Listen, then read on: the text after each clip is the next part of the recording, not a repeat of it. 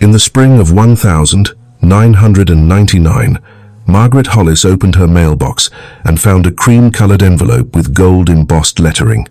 She was 63 years old, recently retired after 31 years as a school librarian in Columbus, Ohio. She had $214,000 in savings, every dollar carefully set aside over a lifetime of modest living, brown bag lunches, and vacations that never left the state. Inside the envelope was an invitation, not to a party, not to a dinner, to what the letter called a private wealth seminar for distinguished retirees. The envelope itself was a performance. It was printed on heavy 2-4-pound cream bond paper, the kind used for law firm correspondence and university diplomas. In the lower left corner, barely visible unless you tilted the page toward the light, was a faint watermark, a small shield crest with the words heritage, integrity, protection. It meant nothing legally. It was registered to no government body, backed by no financial institution. But it looked like the kind of detail that only serious, careful organizations bothered with. It looked like the kind of thing you could trust. Margaret went. She wasn't alone. Across 4 states that year, thousands of envelopes just like hers landed in mailboxes belonging to people just like her. People who had worked hard, saved diligently, and were now, for the first time in their lives, sitting on a nest egg they didn't quite know how to protect. People who trusted the word distinguished. People who believed that because they had done everything right, the world owed them something safe. What they got instead was Raymond Alcott. And Raymond Alcott was going to steal everything. Raymond Alcott was 51 when he launched what federal prosecutors would later call one of the most sophisticated affinity fraud operations targeting retirees in the post-Cold War era. He was charming in the way that only truly dangerous men are charming, not flashy, not loud, but warm, professorial. The kind of man who made you feel, within 5 minutes of meeting him, that he had been waiting his whole life to help someone exactly like you. On paper, he was legitimate. He held a Series 65 investment advisor license, a credential requiring passage of a rigorous examination administered by the Financial Industry Regulatory Authority. He had operated a small advisory firm in Cincinnati for 8 years without a single complaint on record. He drove a sensible Volvo. He wore a wedding ring. He volunteered, according to his own telling, at his church most Sunday mornings. What he had that most fraudsters lacked was patience and a talent for reading rooms. Alcott spent 2 years, from 1997 to 1999, studying his target market with the precision of a clinical researcher. He attended financial planning conferences. He tracked actuarial data. He subscribed to AARP publications and watched the demographic wave that everyone in finance was watching. The baby boomer generation was beginning to retire, and they were bringing with them the largest single transfer of retirement wealth in American history. Tens of millions of people were rolling over 400 and wunks, cashing out pensions and searching for somewhere safe to put their money. He identified his primary affinity group with surgical precision: retired educators, teachers, principals, librarians, guidance counselors. They were, as a population, deeply networked the same professional associations, the same pension planning workshops, the same social circles, the same profound, decades-long habit of trusting their colleagues. They were risk-averse. They were often widowed or recently widowed. They were intelligent enough to understand a coherent financial argument, but having spent their careers in classrooms rather than boardrooms, they were largely unfamiliar with the architecture of securities regulation. Most critically, they were afraid. Afraid of running out of money. Afraid of a stock market that had climbed so dizzily through the late 90s that it felt, to careful people, like standing on a ladder that was 3 rungs too high. Afraid of inflation eating silently at their savings. Afraid of their own ignorance. Fear, Alcott understood, was the most exploitable emotion in finance. But fear alone wasn't enough. Fear needed to be paired with belonging, with the sense that someone finally understood, finally cared, finally had an answer designed specifically for you. In 1999, he incorporated Alcott Heritage Capital, LLC, registered in Delaware. He rented a suite on the 14th floor of a downtown Cincinnati office building with a wide south-facing view of the city skyline and the Ohio River, glinting in the distance. The office was furnished with deliberate care. Dark mahogany bookshelves lined with leather-bound reference volumes, not financial texts but the appearance of financial texts, some of them decorative sets purchased in bulk from an estate auction. 2 wingback chairs faced his desk. A brass banker's lamp cast warm amber light across a surface kept carefully clear, projecting the calm of a man who had everything organized, everything under control. A credenza held framed photographs of Alcott at what appeared to be industry conferences, shaking hands with men in suits. The view from the window did the rest. 14 floors up, looking out over Cincinnati, you felt that money lived here, that serious people managed serious things in rooms like this one. He printed brochures on the same heavy cream bond stock as the envelopes, graphs showing steady, upward lines, photographs of autumn leaves, walking trails, smiling older couples.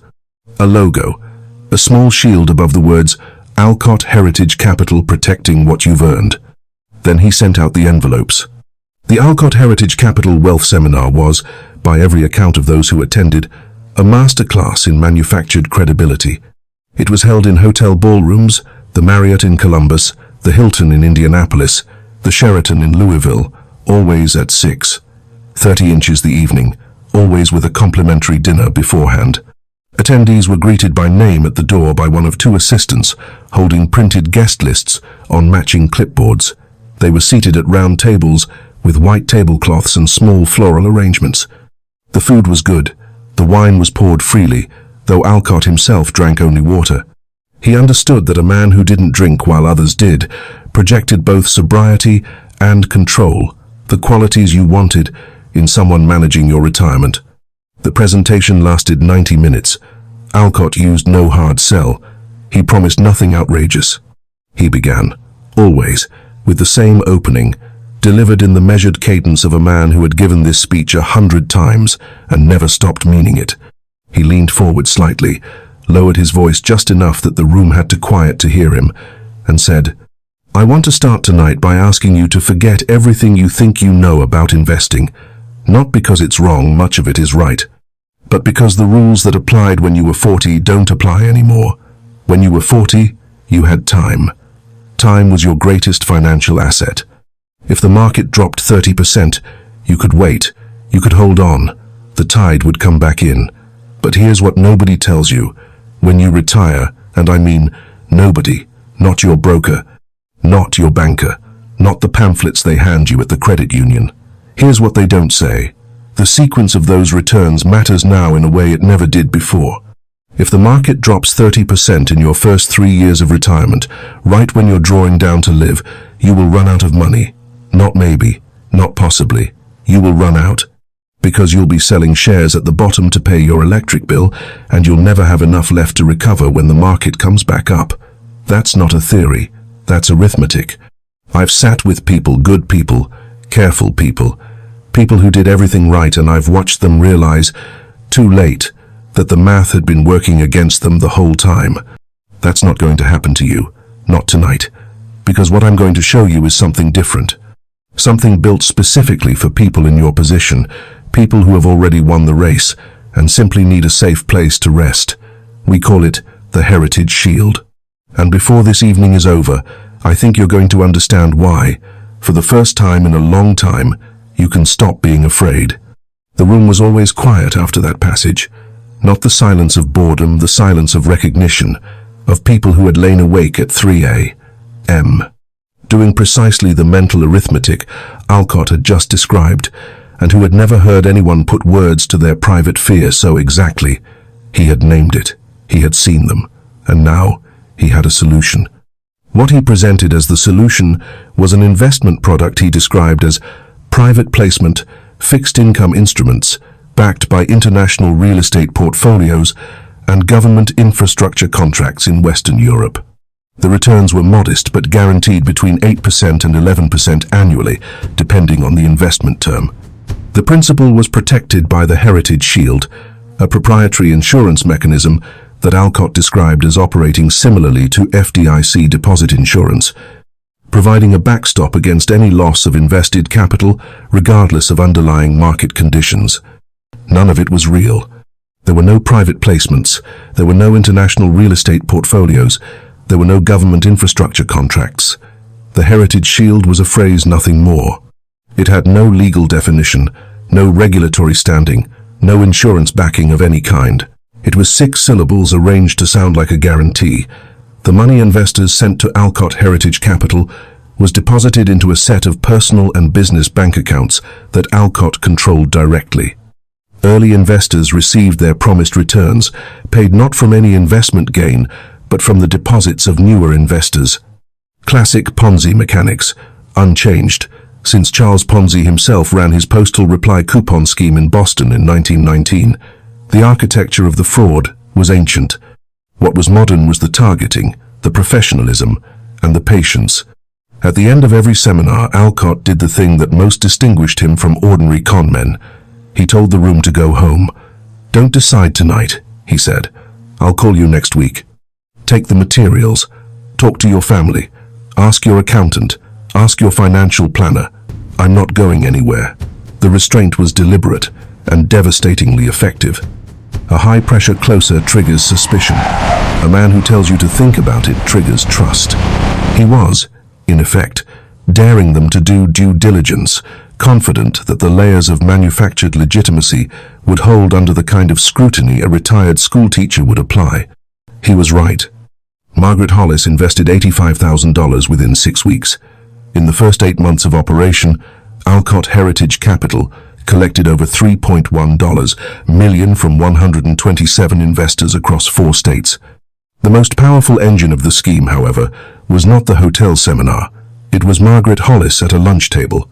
In January 2000, 4 months after her initial investment and 1 quarterly statement into a relationship that appeared to be paying exactly as promised, Margaret attended a retired educators' luncheon at a Columbus community center, a monthly gathering of former colleagues who met to share a meal and, inevitably, compare notes on the texture of retired life.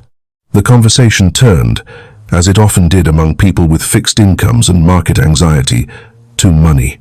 Margaret mentioned Alcott Heritage Capital, the way you mention a good doctor or a trustworthy mechanic, quietly, without performance, as something simply true. "I've been sleeping better, honestly," she told the table. "I know it's safe. I know exactly what I'm getting. After 40 years of watching the pension fund go up and down, this is just different." Her former colleague, Dorothy Crane, leaned across the table and asked for the number. A week later, over the phone, the conversation went something like this. "Dorothy, I'm telling you I was nervous too. I grilled him for an hour, but he wasn't pushy. He told me to go home and think about it. He told me to ask my son. I did ask my son, and my son said the return seemed conservative enough to be real. It's not 12%. It's not some crazy number. It's 9.5%. And the Heritage Shield. It means the principal is protected, no matter what. So even if something went wrong somewhere, which he explained is essentially impossible given how it's structured even then, you don't lose what you put in. Dorothy, I'm 63 years old. I don't need to get rich. I just need to stop worrying. And for the first time since Gerald died, I've stopped worrying." Dorothy Crane invested $61,000 the following month. She told 2 people at her church. They told 3 others. By mid-2001, approximately 60% of new investors were arriving through direct referrals from existing victims. Alcott had not built just a Ponzi scheme. He had built a trust network and then poisoned it from the inside. The operation itself required constant maintenance. A structural lie of this scale needs to be reinforced at every joint, every quarter, without exception. Every 90 days, investors received account statements. They arrived by mail, in the same heavy cream envelopes as the original invitation, printed on matching 2-4-pound bond paper with the faint Heritage Integrity watermark visible when held to light. Each statement showed the investor's current balance, the quarterly return applied, and a cumulative growth figure presented in a clean table format. They looked, in every respect, like the statements a real financial institution would produce. They were generated by Alcott's assistant, a woman named Patricia Reeves, who would later testify at trial that she believed entirely that she was processing legitimate client data using a template built in Microsoft Excel 97. Each quarter, Reeves would open the spreadsheet, enter the new period's beginning balances for each account, and the formulas would automatically calculate the promised return percentage and populate the output fields. She formatted the results, exported them to a Word document, and sent them to a print queue. She had no access to underlying accounts, no visibility into whether the numbers corresponded to any real portfolio. The spreadsheet she used to manufacture millions of dollars in fictional wealth cost Raymond Alcott nothing. It came bundled with his office computer. The numbers in the input column had been entered manually, each quarter, by Alcott himself, who would email Reeves a single figure per account and ask her to update the period close figures. She had done so, faithfully, for 11 consecutive quarters, never knowing that the figures she was entering represented not investment returns but fabrications. The fake European custodian, listed in Alcott's disclosure documents, was identified as Banque de Solidarité, Luxembourg. The name was chosen with care. It sounded institutional, continental, the kind of private banking house that managed old family fortunes in quiet discretion. It had a website, spare and professionally designed, with an address in Luxembourg City and a general contact email. It was, in fact, a shell, a domain registered by Alcott through a third-party web hosting service, the emails routed to an account he monitored personally. If an investor or their family member searched the name online, the website appeared. It looked real. No one, in 4 years of operation, called the Luxembourg phone number listed on the contact page, which rang to a disconnected line. The money, meanwhile, was flowing in one direction. Alcott purchased a second home on Lake Erie in the summer of 2000, a boat the following spring. He paid his daughter's 4 years at a private university in full. He invested $180,000 as a silent partner in a restaurant co-owned by his brother-in-law. He maintained, always, the appearance of careful, modest prosperity, the financial profile of a man doing well, not a man who had stolen $11 million. By the end of 2001, the scheme had collected approximately $11.4 million from 389 investors across Ohio, Indiana, Kentucky, and West Virginia. The average investor was 67 years old. The average investment was $29,000. For the majority of them, it represented most of their liquid savings, the product of an entire working life, entrusted to a man in a mahogany office with a view of the river. Ponzi schemes do not typically collapse because a regulator catches them. They collapse because the arithmetic stops working. By mid-2002, Alcott Heritage Capital's monthly obligation in promised returns had grown to over $600,000. New investor deposits were covering it barely. The margin was shrinking every quarter. Alcott accelerated, expanding seminars into Pittsburgh and Charlotte, raising the promised return for long-term commitments to 12%. The number should have triggered alarm. Among investors already anchored to 9.5% as their baseline, it triggered enthusiasm. The first genuine fracture came not from a regulator, but from a retired high school principal named Gerald Watkins. Watkins, 68, had invested $55,000 in late 2000 and received every quarterly statement without incident. In October 2002, his wife was diagnosed with early-stage Alzheimer's disease. He called Alcott Heritage Capital to request a $40,000 partial withdrawal for a memory care facility deposit. He received $15,000 and a phone call explaining that the remainder would arrive within 30 days. It was the first time a withdrawal had not been honored in full. 30 days passed. Nothing arrived. Watkins called again. He was told there was a processing delay related to a liquidity event in the underlying international portfolio, a phrase Alcott had rehearsed for exactly this kind of moment. Another 2 weeks passed. A third call. Between the second and third call, Watkins had mentioned the delay to his daughter, a paralegal in Cleveland. She searched Alcott Heritage Capital through the Ohio Division of Securities online registration portal. The firm was registered. Alcott's Series 65 license was valid and in good standing. But the daughter noticed something her father had never thought to check. Alcott Heritage Capital had no custodian on record. There was no third-party institution, no brokerage, no bank, no trust company holding client assets independently of Alcott himself. And there was no mention anywhere of SIPC protection, the Securities Investor Protection Corporation coverage that legitimate broker-dealers carry as a baseline safeguard for client accounts. The absence of a custodian is, to a securities professional, an immediate red flag of the highest order. When a financial advisor holds client funds directly with no independent custodian, there is no external check on where the money goes. It is the structural condition that makes a Ponzi scheme possible. Gerald Watkins' daughter filed a complaint with the Ohio Division of Securities on the 4th of November, 2002. Her complaint was not the first. 2 prior complaints, filed in the preceding 6 months by investors who had experienced payment delays, had been logged but not yet elevated for formal examination. The third changed the calculus. Securities examiner Carol Brandt was assigned to conduct a preliminary review. She sent a standard documentation request: account statements, custodian records, portfolio holdings, bank reconciliations. Alcott provided everything within 2 weeks.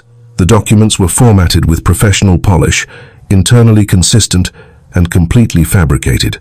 Every portfolio holding referenced Banque de Solidarité Luxembourg as custodian. Brandt sent a verification request to the Luxembourg address on file. The response, 3 weeks later, was a brief email from a general contact account stating that Banque de Solidarité Luxembourg maintained no accounts associated with Alcott Heritage Capital or any of the listed investor account numbers. She attempted to reach the bank by phone. The number rang without answer. She referred the matter to the FBI's white-collar crime division in Cincinnati the following morning. What followed was a 4-month forensic investigation. FBI accountants subpoenaed every bank account associated with Alcott Heritage Capital and Raymond Alcott personally. What they mapped was the anatomy of a Ponzi scheme in transaction records. Investor deposits flowing in, a portion cycling back out to pay existing investors, and a steady current flowing into Alcott's personal accounts: his brother-in-law's restaurant, his daughter's university, the Lake Erie mortgage, the marina fees. In February 2003, an undercover agent attended a Charlotte seminar, recorded the entire presentation, and captured Alcott, making specific, unambiguous representations about the Heritage Shield and principal protection. That recording became Exhibit A. On the 14th of March 2003, federal agents executed a search warrant on the Cincinnati office. Raymond Alcott was arrested at his home at 6:15 inches the morning. He was composed. He did not resist. He asked only whether he could make a phone call.